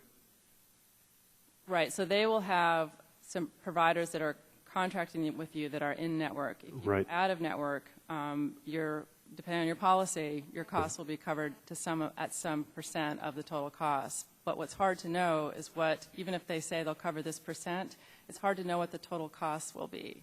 And so often they'll cover the share, but you won't know what your margin of responsibility is until you get your bill. Sure, and I live on a border community in the Upper Peninsula, and most of my medical care, in fact, we only have one doctor in our community, is in Wisconsin. So I'm always out of network just about. So therefore, I pay more out of pocket with my policy. And for a record, I don't have the federal employees health benefit package. I should, but it's a promise I made. I wouldn't take it until everybody had health care, so I don't have it. So I'm doing myself probably a disservice. But these are decisions that families are doing every day. And if you live on a border like I do, it can be a lot different and greater. So the network is being within there. And so if you only have 2 of your large providers, if you're not one of those 2, and they're probably not offering you a good plan, and you're out of network, it's going to cost you more money. Probably, yes. Okay. Let me ask you one more question. And you mentioned it in your testimony, but you learn about the types of treatments or medical care that underinsured individuals forego for financial reasons. And some of the other panels, like Mr. Wilkes, he didn't take his son when he thought maybe he should because the cost could be as much as $10,000. And I think your survey was showing the same thing. People were not filling a prescription, not seeing a specialist, skipping appointments. Is that pretty common? It's very common among people who are either uninsured or underinsured. The striking thing about our survey findings is that people who are underinsured have rates of avoiding necessary care because of the cost at rates that are nearly as high as people who are without insurance coverage altogether. So it is a very real problem. We see it in our data, and it's a problem that has increased over time. Did your organization been able to developed any data which would show if I'm skipping my doctor's appointment or not getting the screening test, how much that's costing us in healthcare? Have you been able to put a financial value on these underinsured who are skipping payments, premiums, not payments, excuse me, doctor's office, doctor visits, treatment specialists. Can you put a value on that? You know, we asked people about their chronic health conditions, and then we asked that group of patients, people in our survey who had a chronic health condition like heart disease, diabetes, asthma, whether they had ever skipped a prescription drug, tried to cut their pills in half in order to make their prescriptions last longer. And about 46% of people who had a chronic disease who were underinsured said yes to that question. Again, those are rates that are really high, almost as high as people who are uninsured. And then we also asked this group whether they'd stayed overnight in a hospital or gone to an emergency room because of their health condition. And we find that about 32% of underinsured patients said yes to that question. So you can expect that people are skimping on their prescription drugs. They're probably having more serious health conditions, and there's a substantial amount of research in the literature that also underscores this finding. Well, we have the chart up there, and it's pretty interesting. Did not fill a prescription, did not see a specialist. Whether the highest bars there are the underinsured or not insured. Or not insured for part of time in the past year, those numbers. I'm sure, Mr. Brock, you see the same thing, because then they must turn to you for trying to get some care, especially since you said in a basic plan, health plan, dental and optical are probably not included, but you even see people who need basic coverage there coming to you who have some sort of insurance. Is that true? Yes, in fact, large numbers of them are coming now that have insurance, but it doesn't cover those two specific areas.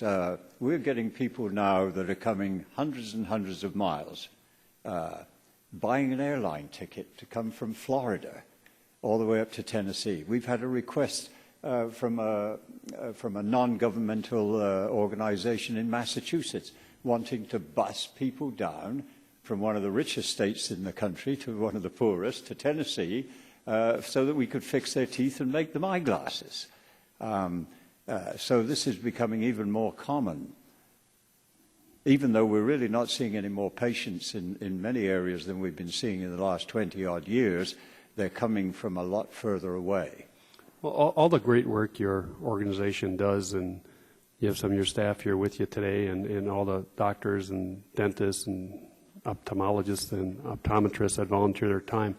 How do you support your organization? Do you receive grant funding? Do you get donations? How do you support your organization? Well, our organization is largely supported by members of the public who send in those $10 and $15 donations. We do have some foundation support. As a result, up until early in 1998, the only people who knew what remote area medical were doing were the poor, the people that came to our clinics. Sure. And then 60 Minutes on CBS focused on us, and so this has caused a great increase in the interest in what we do, and I'm glad to say a certain increase in donations. But we don't have any corporate support. I wish we did, of any description, of any magnitude, but we do have some foundation support. We do not take any government money, and in fact, we would never apply or want any money from the government. So if we pass health care, it'd be a good idea if we sort of put you out of business, right? Oh, yes. It would be marvelous if we could go back to concentrating on places like Haiti and the Dominican Republic and India and Africa, which is what I formed this organization to do in the first place. Did you imagine you'd be coming to the United States and there'd be such a great demand for your services here in this country, the richest country in the world? Well, without digressing from that question Sure. very far, the sixth man to walk on the moon, astronaut Ed Mitchell, asked me basically the same question just several weeks ago. We had breakfast together. And I said, well, where I grew up, we were 26 days on foot from the nearest doctor. This was in the upper Amazon. And he said, well, gosh, I was on the moon, and I was only 3 days from the nearest doctor. I said, well, the people that we're treating right here in the United States might as well be on the moon or might as well be in the upper Amazon for the opportunity that they have to receive the care that they need in this country. Well said. Well said. Dr. Collins, anything you want to add? No, Okay. That concludes all the questioning. I want to thank you for your patience and the witnesses for being here today and for your testimony. This panel will be dismissed. Thank you. The committee rules provide that members have 10 days to submit additional questions for the record, and I'm sure some members will submit some. I ask unanimous consent that the contents of our document binder be entered into the record, provided the committee staff may redact any information that is business proprietary, relates to privacy concerns, or is law enforcement sensitive. Without objection, the documents will be entered in the record. That concludes our hearing. This meeting of the subcommittee is adjourned.